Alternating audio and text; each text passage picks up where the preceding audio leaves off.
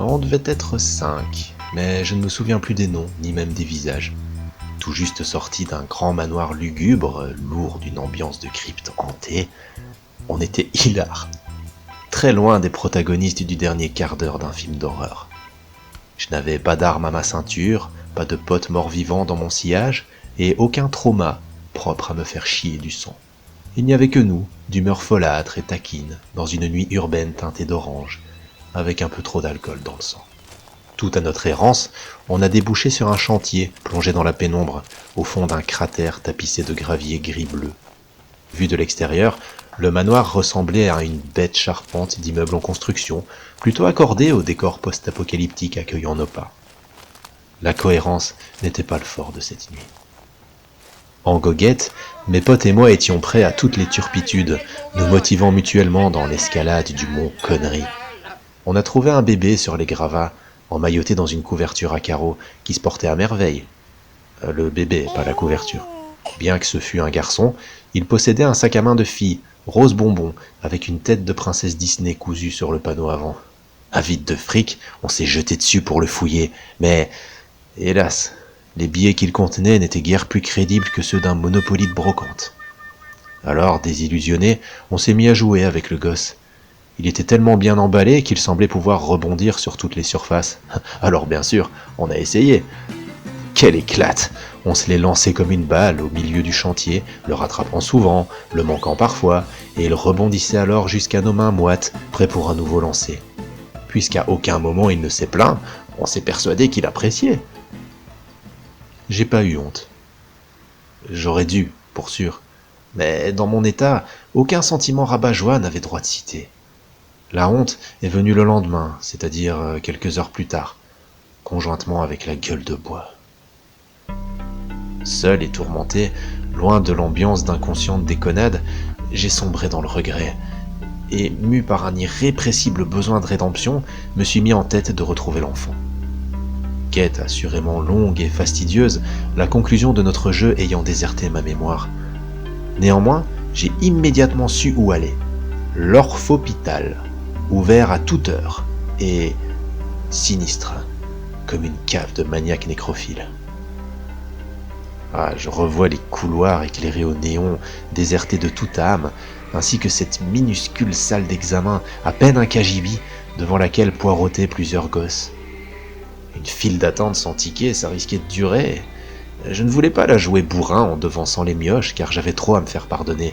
Mais d'un autre côté, je ne venais que pour un petit renseignement.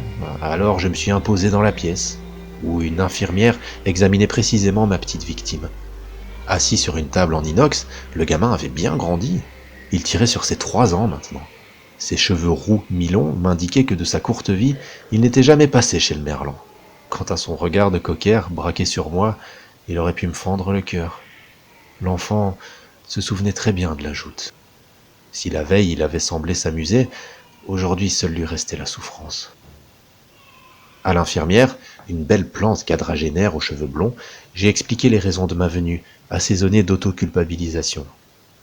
Je redoutais son jugement, mais elle ne s'est pas offusquée de mon récit.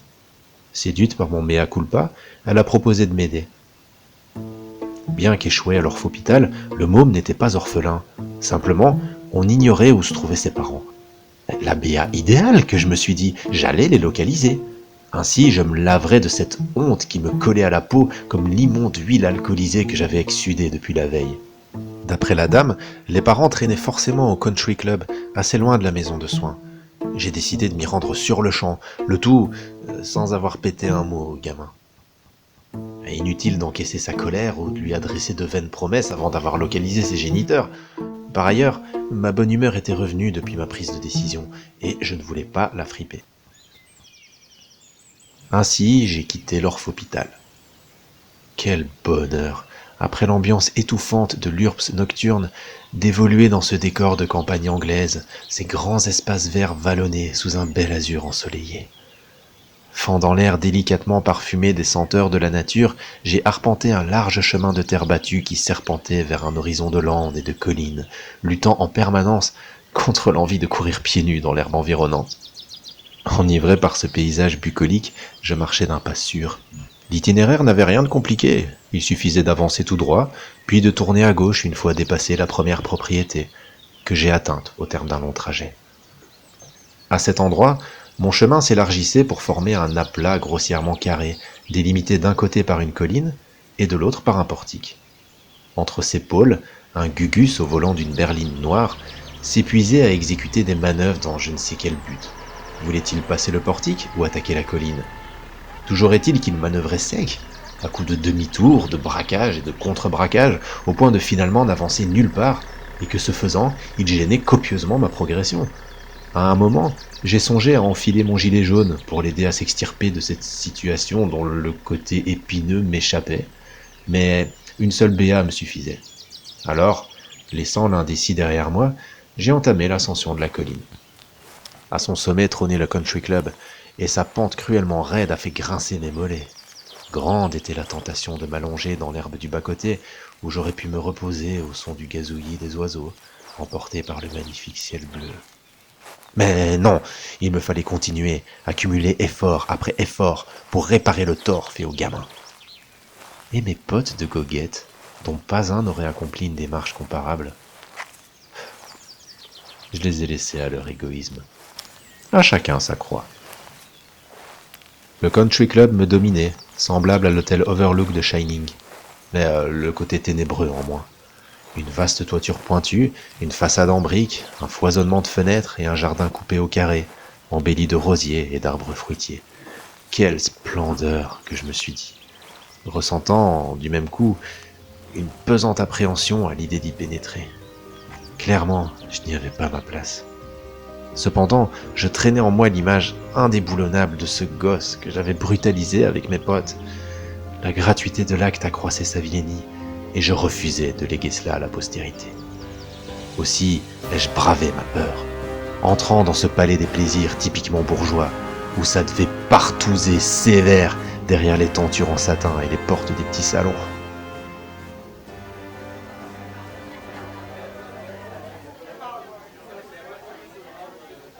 L'intérieur se présentait moins comme un hôtel de luxe que comme une espèce de galerie marchande couplée à un casino. Il y avait probablement des chambres dans les étages, que j'ai supposé, mais le rez-de-chaussée n'avait rien d'un de ces halls de réception classieux pleins de grooms à l'affût de vos valises ou de réceptionnistes en redingote. Il débordait de commerce, dont la disposition n'évoquait pourtant guère celle d'un shopping center. Point d'allée centrale délimitée par deux haies de façade, aucune cloison pour dissocier les boutiques, pas d'étalage, pas de vitrine, juste un seul et même espace que ces points de vente saturaient, mixant leurs ambiances dans une cacophonie vomitive. Bien que le plafond s'élevât à une bonne vingtaine de mètres, je ne voyais que des négoces de plein pied. À côté s'imposait le casino, la séparation entre les deux univers se résumant à l'inadéquation entre un carrelage coquille d'œuf et une moquette partagée entre le pourpre et le vert égout, mélange ô combien digne de ma gueule de bois. J'avais les boutiques sur ma gauche et le casino sur ma droite, le centre consistant en une sorte de coin détente où l'on trouvait fauteuils, pubs de produits de luxe et un vaste bar en acajou derrière lequel officiait une mignonne barmaid en uniforme, la queue de cheval lui plongeant jusqu'au creux des reins. Plus loin se dressait la porte chromée de l'unique ascenseur desservant ce hall multifonction, et j'ai pressé le pas vers elle pour échapper au clinquant qui me blessait les yeux et au bruyant qui me perforait les tympans.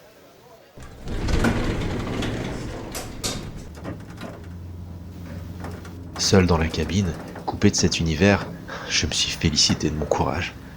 Affronter tout ça pour ramener le sourire sur le visage d'un enfant, j'étais fier de moi, et pas qu'un peu.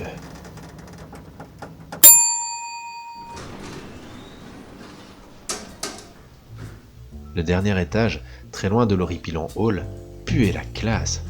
Une immense plateforme, enchâssée à la façade arrière du bâtiment, en agrandissait généreusement la surface.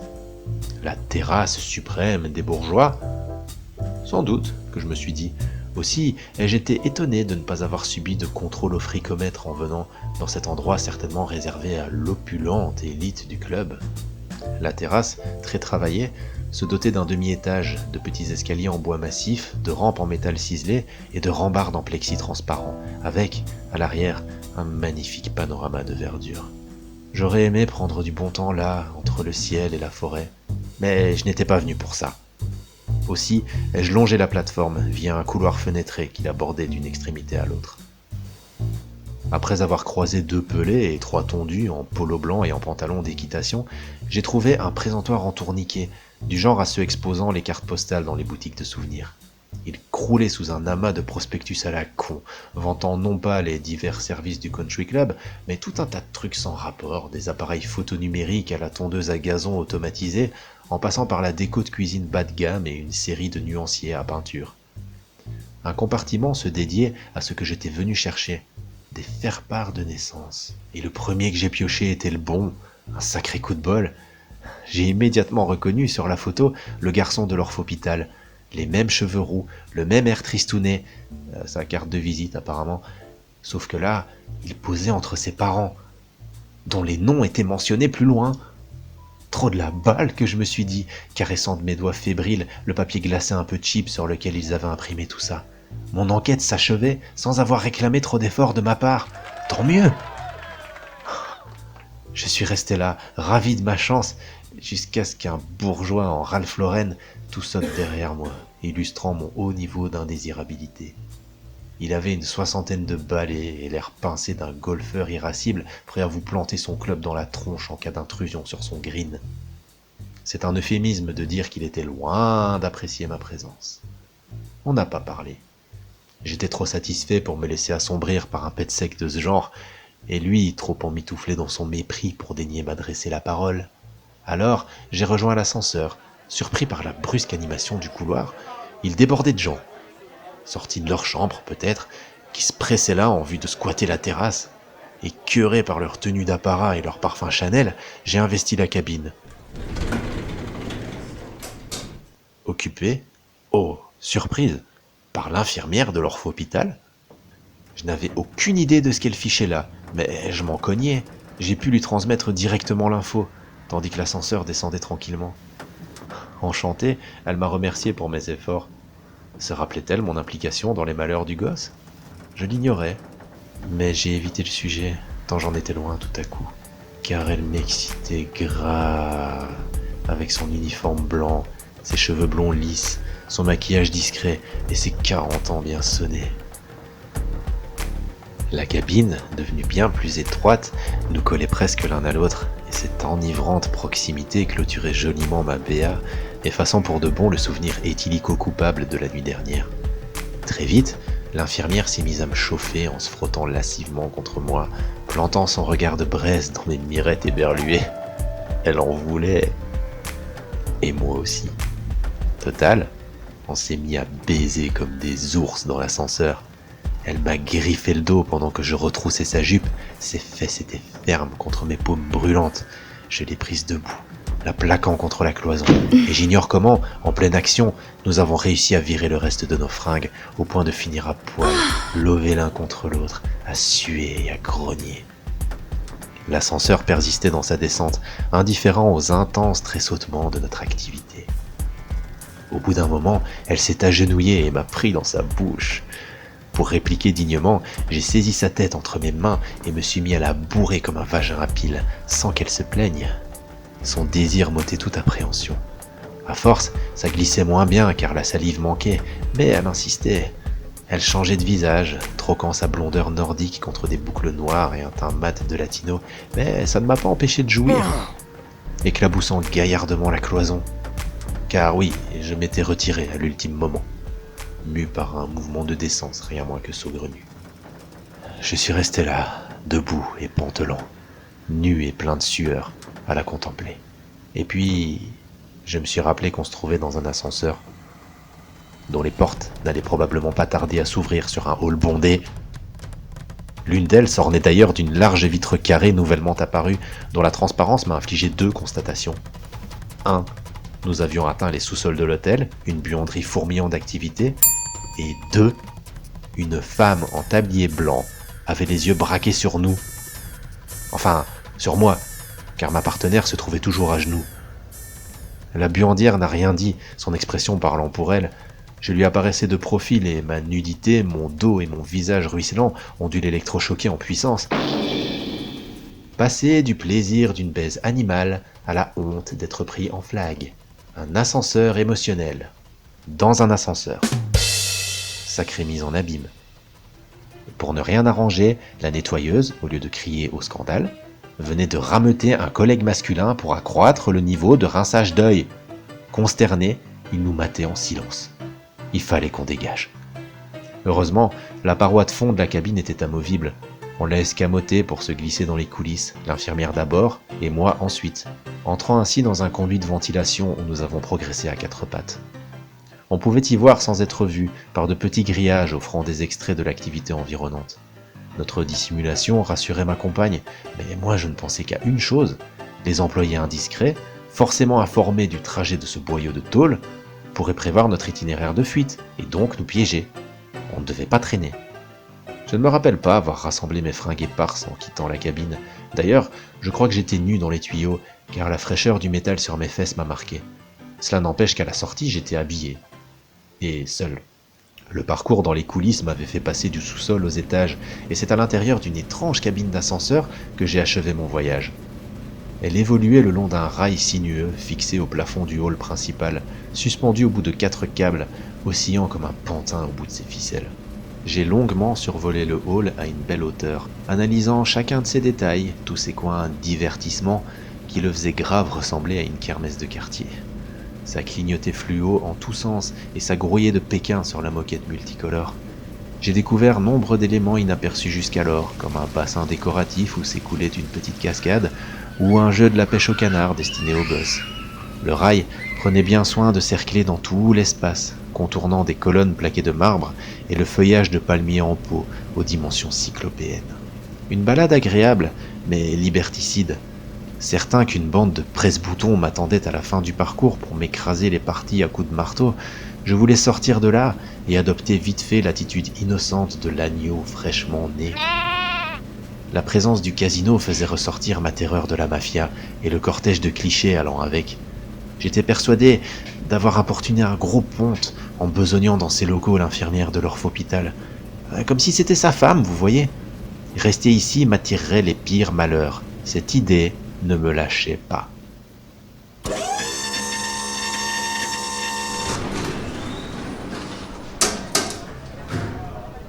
L'ascenseur s'est finalement arrêté et j'en suis sorti. Aucun malabar en costume cintré ne m'attendait, mais le sentiment d'urgence m'étreignait toujours.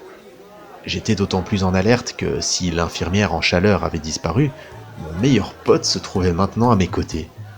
Conscient de mon empressement à vider les lieux, mais très désireux de s'y attarder pour fumer une clope au bar.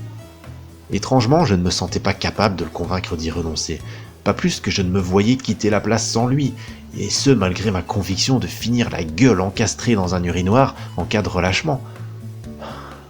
Nous nous sommes donc assis au bar. Lui exagérément détendu, et moi sur des charbons ardents. Je trouvais la barmaid sexy, mais je n'aimais pas sa façon de me fixer avec une bonne vieille suspicion de chez Suspicion & Co. Pendant que je vidais mon verre avec un empressement désespéré, je l'ai vue décrocher un téléphone et se livrer à une petite conversation. Elle a évité de me regarder durant la manœuvre afin d'endormir ma méfiance, mais sans réussir à me leurrer. Et mon connard de meilleur pote, durant toute cette lutte silencieuse, fumait tranquillement sa cancérette tout en sirotant sa bière, dans l'ambiance bruyante et colorée de ce hall où mon malaise allait croissant. Peu après, la barmaid nous a signalé que le patron nous attendait dans son bureau, au dernier étage. Sans poser de questions, mon pote s'est levé pour se diriger vers l'ascenseur, dont la porte coulissante avait viré au doré et triplé de taille. Terrifié par cette énorme chose, je me languissais de tourner les talons. Alors, pour convaincre mon pote de renoncer à monter, j'ai tout tenté, maudissant ma foutue conscience amiteuse et ses fâcheuses conséquences.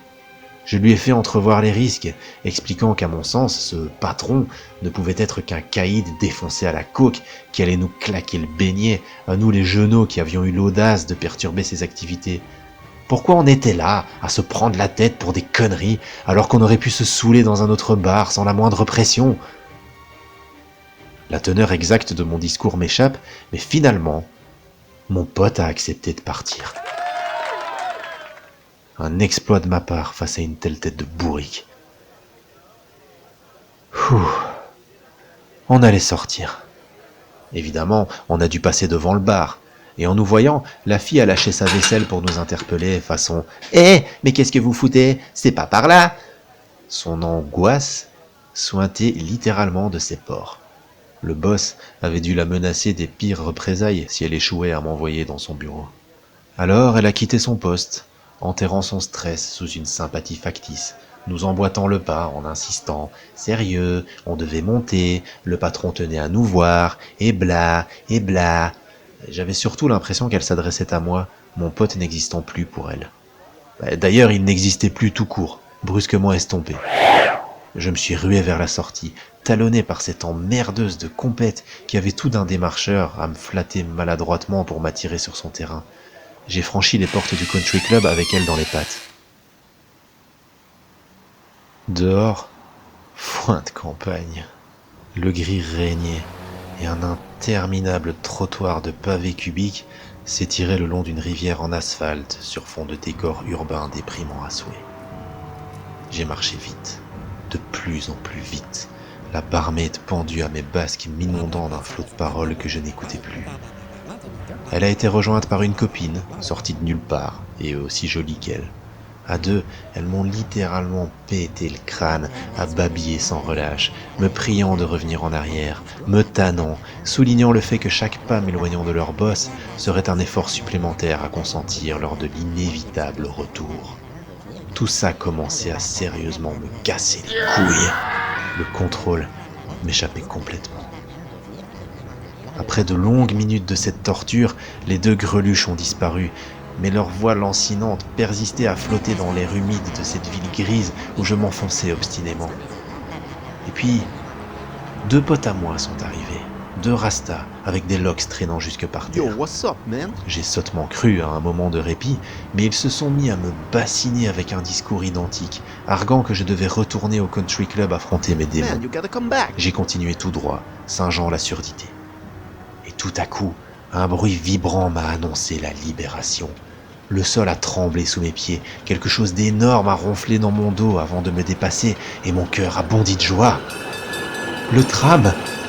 Un de ces bons vieux serpents citadins qui allait enfin m'arracher à l'emprise de tous ces boulets.